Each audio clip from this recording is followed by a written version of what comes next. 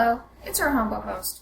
So right off, I want to address the issues with my last video. As I have mentioned and explained, it was rushed, jumbled, and did miss the main point. All in all, it was a big goof on my part and, will admit, emotionally driven. It was off the cuff and unscripted, which won't happen again, especially with a subject such as this. I let my emotions get the best of me and was in a rush to use my new format. I want to thank Baron for his response to me, which is much appreciated. I'll post it again in the description of this video as well so you guys can see it. Now for the topic of this video, I do want to focus on Kaylee Killer's video. A little while after uploading mine, I went back and watched hers. There are a few issues that I take with it now having a clearer idea of things. So let's get right into it. I will be skipping the small intro with her dog. I want to get to the meat of this video right away. It's a bit more serious. I'm sure by the title you can guess what this is about. Dealing with sexual harassment. There's been a lot of things coming out within the last couple of days of more people on YouTube who are participating in not so good things with other people. That may be, but a lot of it is hearsay, and a lot of people having posted such accusations to Twitter or Tumblr or even YouTube without going to the police or even making mention of them doing so. I'm not really for the drama of YouTube, and I've seen more and more accusations come out. To be honest, it's best to avoid that since there's no real hard evidence for a good 95% of what's being passed around.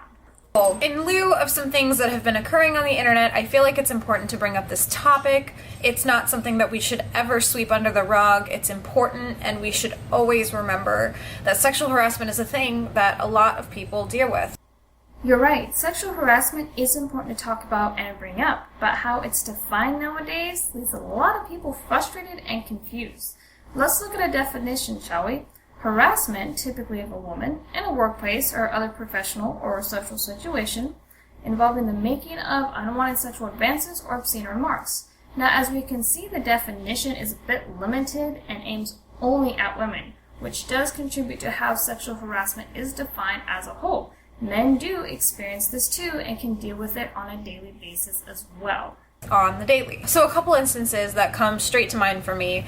When Ian and I were about 6 months into our relationship, we traveled to Chicago for a thing called Ribfest and to visit his friends. And we landed and immediately went to downtown Chicago so that I could see the Bean and some of the cool buildings and the lake because I had never been before. So on our walk to the Bean, we passed a man who was either homeless or just really enjoyed sitting next to a building looking grimy. Chicago is a rough city for a lot of people. I've bumped into many homeless people myself. No one really chooses to be grimy, as you put it. A lot of homeless people over there spend their time on the streets, usually in the bad parts of town. Try to be a bit more considerate of their circumstances. And he started yelling at me while I was walking. Mind you, I was holding Ian's hand, so I'm clearly with another male counterpart individual, and the guy just wouldn't stop making comments about how beautiful I was and how I should come over to him and take a seat. And as I walk by, he starts making comments about my body, specifically my butt, and what he would like to do. There are just some guys who don't care if you're with another man, unfortunately. I've had this happen to me before, and it can be frustrating. Yes, the man's remarks were uncalled for. I've had a few guys try to yell at me from where they were sitting to get me to come over. It wasn't the best experience for me either. Also, he sounded like he could have been drunk or high or just not socially there. That's not an attack on your looks, but for him to start shouting at you like that indicates that he just wasn't all there mentally. To me, and I remember Ian squeezing my hand tighter, and he said, "Just ignore it." And I was like, "Are you not gonna say anything?" And he goes, "Well, we don't know if he could kill us." And at first I thought he was joking, but then I realized he was serious. Like, that is a thing that my boyfriend said to me. And the fact that it didn't bother my boyfriend as much as it bothered me made me even more irritated.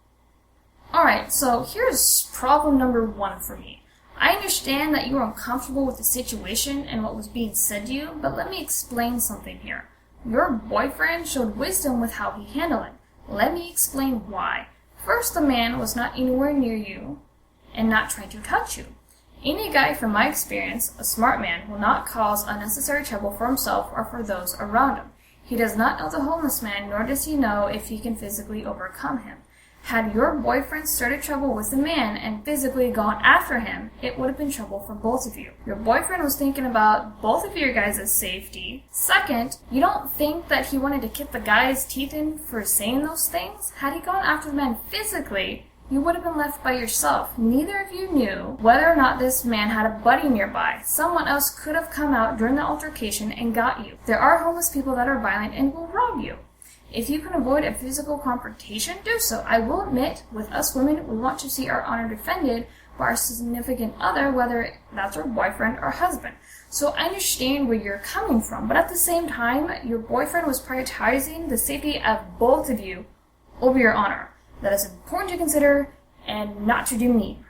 I wanted to say something, but as soon as Ian said those words to me, I immediately was overcome with fear. And I just didn't say anything, and I kept walking. The fear kicking in was a good thing due to the fact that you realized the same danger that your boyfriend was already aware of.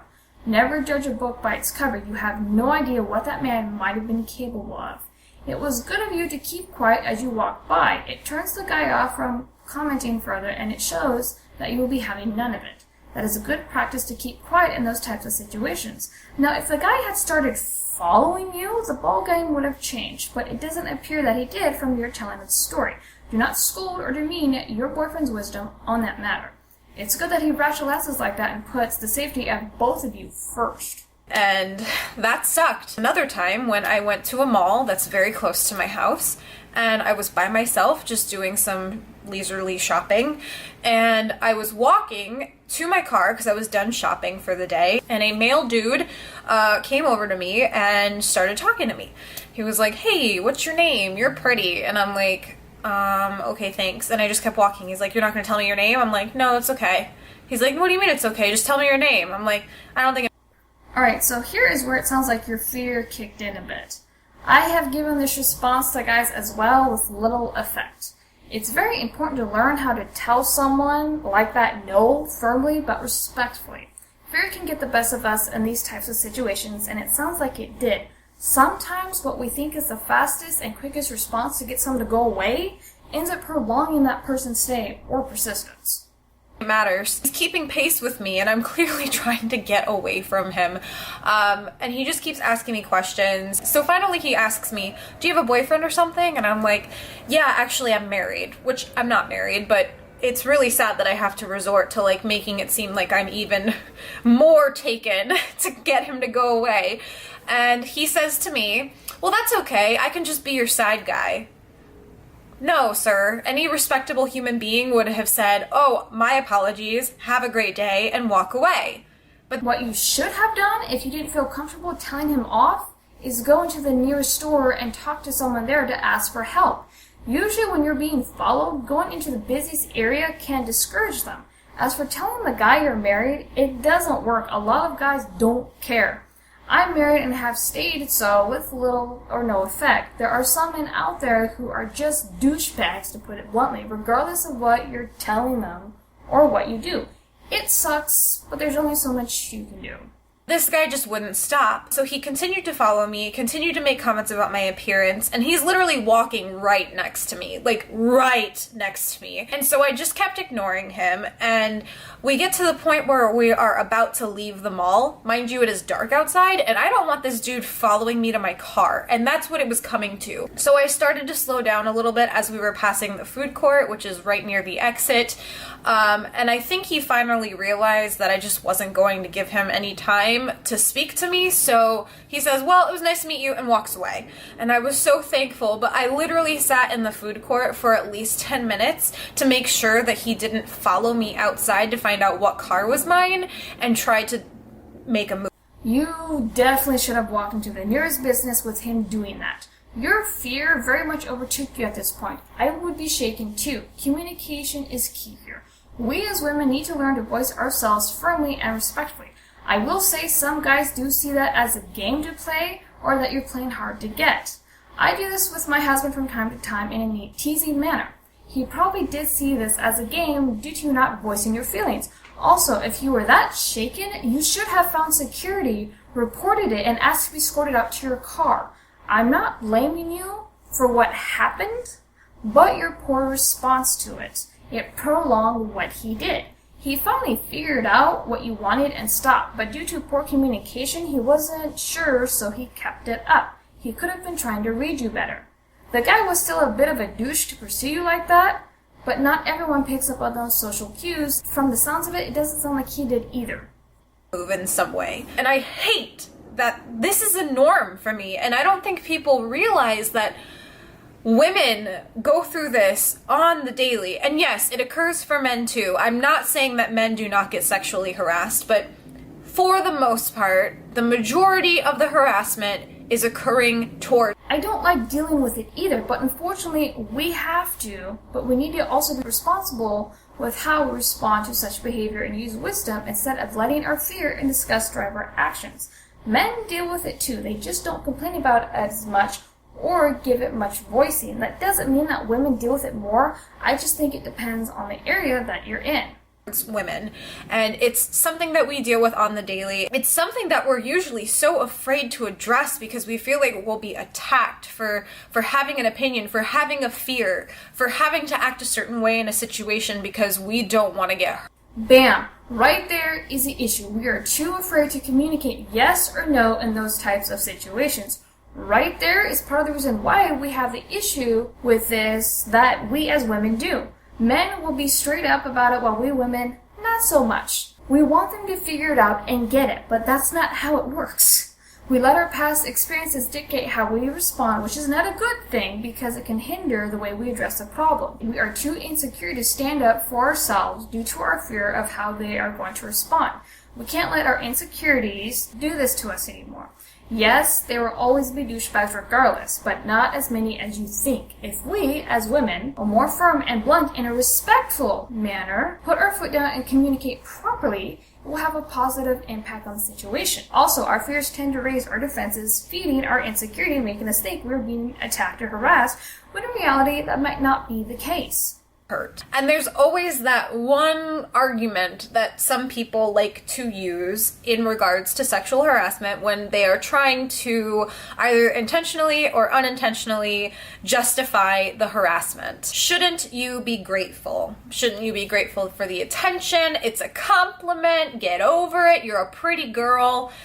In a way, that's also harassment. Doesn't it just feel so good to have so many people interrupting your day to tell you how beautiful you are and show interest in you? Wouldn't anyone just love to be showered with compliments at completely unexpected? Sexual harassment is not a form of compliment, and people who tell you that are really arrogant. But at the same time, compliments are not sexual harassment. There's a difference between vulgar comments and compliments. That too can be muddled due to our insecurities and fears.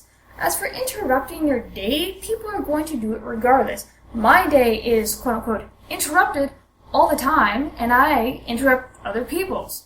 I'm sure you do it too. Ever gone up to someone's cute puppy or baby giving compliments? That's interrupting their day by your logic. A simple compliment does not equate to sexual harassment.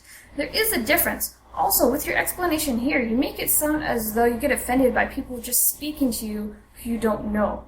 Random moments happen with people. There are just some really friendly people out there. Moments. But of course the answer is no. People are entitled to not wanting to hear compliments all the time. People are entitled to just want to do their shopping without experiencing anyone speaking to them. Just because someone gives me a compliment doesn't mean that it was warranted and I have to thank them or be happy that I received a compliment. I keep using quotes because compliment, sexual harassment, same thing in this circumstance. And the people also expect you to be somewhat pleasant to be around in social settings. And yikes, did you just seriously equate sexual harassment with compliments? Sorry, Baron. Kaylee, you don't always have to acknowledge people when they're complimenting. I ignore people and people have ignored me. That's being stiff, to be honest, but you do have that option. You can also gently smile at the person or just a small nod. It wouldn't kill you to do that. Also, compliments are not vulgar. You come across really snooty in this video. The majority of the compliments that I receive aren't meant to be kind. They're meant to be corrosive. A lot of men go through life feeling invisible. And this is partially due to the fact that there's like a toxic male masculinity issue, and also because men just don't typically engage other men on the street. Most compliments are not corrosive. How do you even equate a compliment to someone verbally tearing you down or demeaning you? You don't give us any examples. Also, toxic masculinity. This is another problem I have. I understand that some of the ways that men behave are just obnoxious, but for the most part, a lot of behavior is how they communicate and how they flirt. Let's face it, the way that some men flirt are dorky or comes across strange. That's fine. You know, it does take bravery and confidence to approach us women. With this video, it confuses men on how to do it. You're not the only one. Something I've noticed is that with toxic masculinity, the argument, a lot of my gender wants to see men with a feminine side. Men do not have one. It's not natural for them to have one, and that's perfectly okay. Men and women don't flirt or express themselves the same way. That is fine too. No offense, you might want to come off from your high horse. It's not fun getting knocked off from it. I would know. Men engage each other all the time on the street or social settings. It's called being social. Also, masculinity does not make men feel invisible. If anything, it makes them confident. There's nothing wrong with masculinity in men. It's normal and quite attractive, thank you.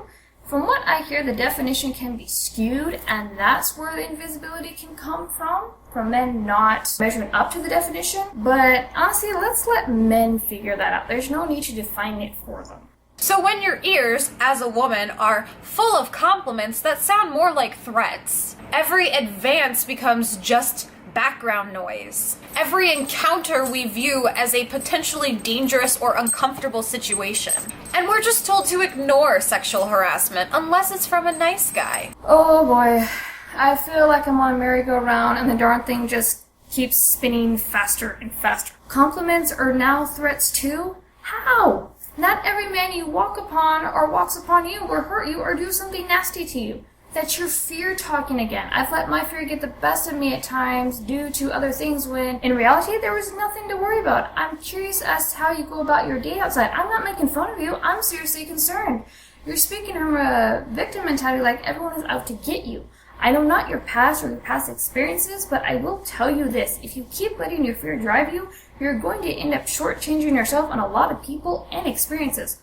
Also, who is telling that if it's from a nice guy to accept getting harassed? I've never heard this before. It's perhaps a cliche done in movies, but I've never heard this before from another person. What type of people are you hanging out with? We are expected to know the difference immediately and react accordingly. And yet again, it's men who are telling us the best way to handle these situations. When in fact, it is we, the victims of sexual harassment, who know best. Victims do not always know best. I speak from experience. When one has truly been harassed severely by someone else, the victim will develop defenses mentally and their trust becomes broken. Fear sets in, clouding the way that they're going to judge future encounters, not to mention major insecurity about themselves develop. I know that you have issues that you haven't dealt with. I can see that you're somewhat emotional in this video. I'm not making fun of you. I'm trying to level and reason with you. Due to my own experiences of being harassed, both sexually and otherwise, I have let my broken or misguided emotions be the judge for me instead of dealing with those emotions and taking the time to really look at what is going on. Mistreatment does lead to victimhood, and victimhood unchecked leads to self-entitlement. It's true whether you agree or not. Until you or I even deal with the root of these misguided emotions, we're going to keep getting ourselves into unwanted exchanges with people or create a tense environment. In my life, it has become abundantly clear that there was nothing that I can do to end the constant barrage of unwanted conversation and touching and sexualization of my body. There's nothing that I can do to stop giving tiny pieces of myself to men on the street who want to stop me and take some of my valuable time just to try to give me a compliment. Because ultimately, there's nothing that I can do to stop that demand. That's not on me. And sexual harassment for me is not a question of if it will happen. It's a question of when. No one is telling you that you have to endure sexual harassment, but because of your own hurt, you can no longer see the difference between being harassed and people just noticing delightful things about you. Also, I can see your emotions flare up again when you specifically mention being touched. I'm sorry for however that circumstance played out for you. It was wrong, and I know that you felt degraded by it. I do suggest seeking a wise and proper counselor for that. Do not try to wrestle with that hurt on your own, because you will only cause yourself injury and you will injure others. Your boundary was broken at a small level, so in defense you expand to a bigger level, and anything that comes past the widened border sets off your alarm. You're still invaluable, and I know that working out the effects and pain from something like that can bring shame and self-loathing. I can feel my own emotions flare up as I talk to you about this. Trust me though, it is important to be able to read people's intentions and your environment properly. I still have to work on it myself too. And how often? Respond politely, engage conversation, or ignore completely. These are literally the 3 options that I have when encountering sexual harassment. And it's a tedious process because ultimately I'm not being a kind person because I'm engaging conversation or smiling at you. I'm doing it to avoid further confrontation. And while most men are very quick to remind us that not all men harass women, I try to be quicker in reminding them that all women, really all women, have experienced this at least once in their lifetime, if not many, many, many occasions. Yes, I brought those options up already. What else are you looking to do to them or have happened to them? If a man does not try to physically touch you, yes, those are your 3 options. If a man does try to touch you sexually, then by all means, you have every right to nail him in his soft spot. That is the only circumstance to do that, just to be clear, are when you're seriously being attacked by a man. As many times as someone has touched us, yelled at us, hit us, raped us, threatened us, stalked us, spat on us, propositioned us, we've also been told just to ignore it. The truth is, we don't have the luxury of ignoring harassment. We engage, and we're kind, because that's what ultimately keeps us safe. It's called using wisdom and not causing that encounter to become tense or to increase the intensity of it. And who is telling you to ignore it when you're being raped or stalked? Once again, who the heck are you hanging out with? Seriously, you need to find other people to mingle with. Or if it's just speaking, quit talking to them. With actual sexual harassment, you should go to the authorities or to busy places nearby for help. No one is telling you that you have to put up with these things. Women need to learn to communicate more properly with what they want. There will be douchebags, but that's far in between. Also, have you been following the news lately? Rape has been so apparent lately that now people want to redefine the definition or expand it to thinking or being raped by another person's thoughts. Rape has been a hot topic for a while, but not in the right way. Also with rape, there are many who claim rape, when in reality, they weren't raped. I'm just pointing these things out because it has been in the news lately, plus all the other craziness going on. Men have very much been demonized and chided for their behavior. There's a lot of women who think all men are rapists or potential rapists, which isn't accurate. Also, men do have to deal with those things too, but are more quiet about it because either A, their issues will be disregarded, laughed at, or told that it doesn't exist because they're men, and B, they deal with it and move on. So now it's time for everyone to engage. Recognize that sexual harassment is a thing. It's not going away unless we actively do something to change it. I, for one, am tired of ignoring or being kind to someone simply because I'm afraid that they'll hurt me if I do otherwise. Yes, people need to be more conscious of sexual harassment and work on adjusting behaviors, but not every behavior is sexual harassment nor corrosive. Better communication is key as well, both physically and verbally. Seriously, please go see a counselor about what happened to you. Once you deal with your hurt from that, things will appear somewhat different to you. That I promise. Alright, so that wraps up this video. With my previous one, let's just call it a stinker and be done with it. Also, on these types of videos, why do I find the comments to go, "You're lying because I think you're ugly"? Seriously, actually debate the video more than just try to degrade the person. Sheesh. Yeah, it's the internet, but that's not a good excuse to actually degrade or tear people down.